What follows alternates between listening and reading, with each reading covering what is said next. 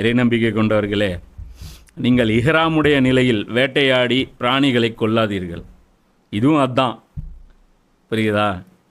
மேலும் உங்களில் யாரேனும் வேண்டுமென்று வேட்டையாடி பிராணியை கொன்றுவிட்டால் அதற்கு பரிகாரமாக அவர் தான் கொன்ற பிராணிக்கு சமமான ஒரு பிராணியை கால்நடைகளிலிருந்து பலி கொடுக்க வேண்டும். உங்களில் இரு நீதியாளர்கள் அதனை தீர்மானிக்க வேண்டும்.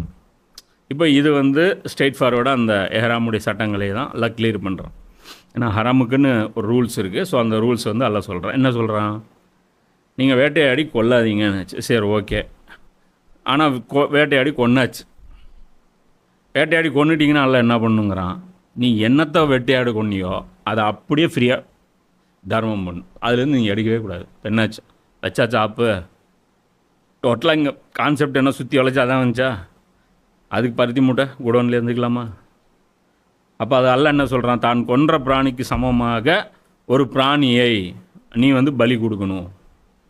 நீ என்னத்தை இது பண்ணியோ அது நீ பலி கொடுக்கணும். இப்போ இதில் இன்னொரு பிரச்சனை இருக்குது. என்ன? அடித்தது ஒரு 40 கிலோ வர்ற ஆடு. இப்போ ஒரு ஆட்டுக்கு ஒரு ஆடு கொடுக்கணும்.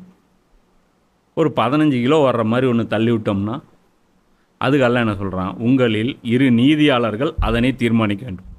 அதை நீ முடிவு பண்ணக்கூடாது.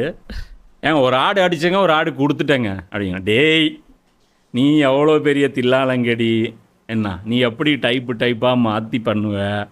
நீ எவ்வளோ பெரிய கேப் மாதிரி மொல்ல மாதிரி எனக்கு தெரியும்.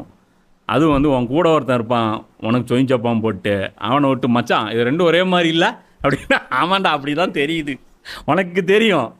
அது சொல்லிட்டான். ஒரு ஆள் இல்லை 2 ஆள் இருக்கணும். அதுவும் சொல்லிட்டான். இன்னொன்று, அவன் மொல்ல மாதிரியாக இருக்கக்கூடாது, நீதிமானாக இருக்கணும். இப்போ நீதிமானம் எங்கே போய் தேடுறது? அந்த மானு கடல்லையே இல்லை இப்போ இன்றைக்கி. சரியா?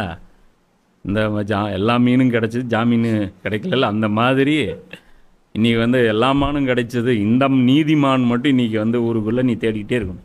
அது தக்குவாவுடையவர்கள் அங்கே யாராவது இருந்தாங்க. இந்த மாதிரி முதல்ல பண்ணவே மாட்டான் எவனும் ஒருத்தன்.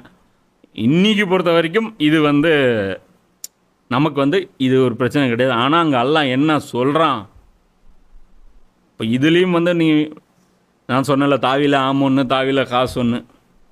இப்போ தாவியில் ஆமுன்னு நீ எடுத்தீங்கன்னா இன்னொரு ஆங்கிளில் கூட எடுக்கலாம். ஒரு கட்டத்தில் நீ ஹராமான தொழில் செஞ்சிட்டு இருந்த, ஒரு கட்டம் வந்துச்சு உன் லைஃப்பில், உன்னுடைய இது வந்துச்சு. அப்போ அந்த ஹராம் நீ விட்டுட்ட. அதனால் பாதிக்கப்பட்ட அந்த மக்களுக்கு நீ ரெக்வரி கொடுக்கணும்.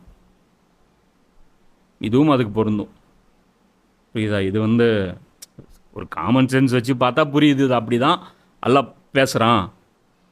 ஏன்னா ஏகப்பட்ட பேருக்கு நீ இழப்பு ஏற்படுத்திட்டு ஒரு சீட் கம்பெனி நடத்திட்டு என்ன கடைசியாக நீ களிமா சொல்லி தௌபா செஞ்சிட்டீங்கன்னா உன் பாக்கெட்டுக்கு ஒரு 500 கோடி ரூபா வந்துருச்சு. அதுக்கப்புறம் நீ இஸ்லாத்துக்கு இப்போ நான் வந்திருக்கா? திருப்பி அவனுக்கு காசு தரணும்னு அவசியம் இல்லைல்ல.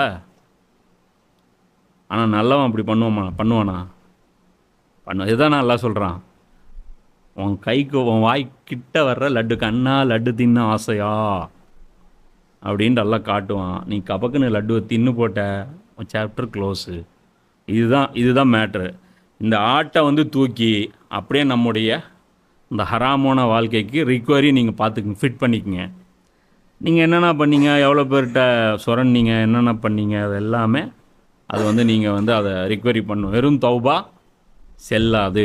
இந்த இடத்துல யாரெல்லாம் ஒரு பொருளாதாரம், அதாவது ஒரு மனிதனுக்கு எந்தெந்த விஷயங்கள்லாம் தீங்கிழைக்கப்பட்டதோ அதுக்கெல்லாம் தௌபா செல்லாது.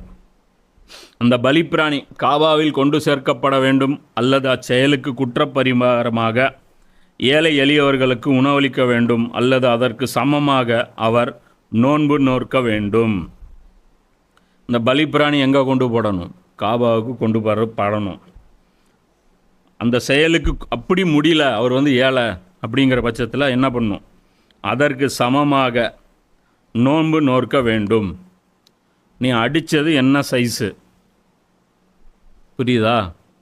இப்போ அந்த சைஸில் எத்தனை பேர் எத்தனை கிலோ தேரிச்சு, அதுக்கு ஈக்குவலண்ட்டாக எத்தனை நோன்பு வைக்கலாம், ஒரு கணக்கு இருக்குது. இப்போ உதாரணத்துக்கு 10 ஏழைக்கு 3 நோன்பு.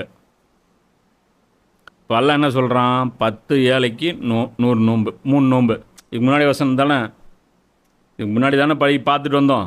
சத்தியங்கள் வந்து நீங்களே உங்களை ஹராம் பண்ணிக்கிட்டு இப்படி பண்ணிட்டீங்க அப்படின்னா இது பண்ணுங்கள், இது 10 பேருக்கு சாப்பாடு கொடுங்க, 10 பேருக்கு துணி கொடுங்க, அப்புறம் ஏழை அடிமை விடுதலை செய்யுங்க, இல்லைன்னா நோன்பு வைங்கன்ட்டு. அப்போ அந்த கணக்கில் 10 பேருக்கு 3, அப்போ நம்ம அடித்த ஆடு 50 பேருக்கு சாப்பிட்லாம். அப்படின்னா 5 × 3 15 நோன்பு. 100 கிலோ தேரும், இல்லை கறி 100 பேர் சாப்பிட்லாம். அப்படின்னா 100 இன்ட்டு, அதாவது ஒரு 10 × 3 இன்ட்டு 10, அப்போ 30 நோன்பு. புரியுதா? இதெல்லாம் கால்குலேட் வந்து அவன் பண்ணிக்கணும். அந்த 2 நீதியாளர் இருக்கணும். சரியா? அது அவங்க சொல்லணும் இதுக்கு எவ்வளோ பரிகாரம் அப்படின்ட்டு.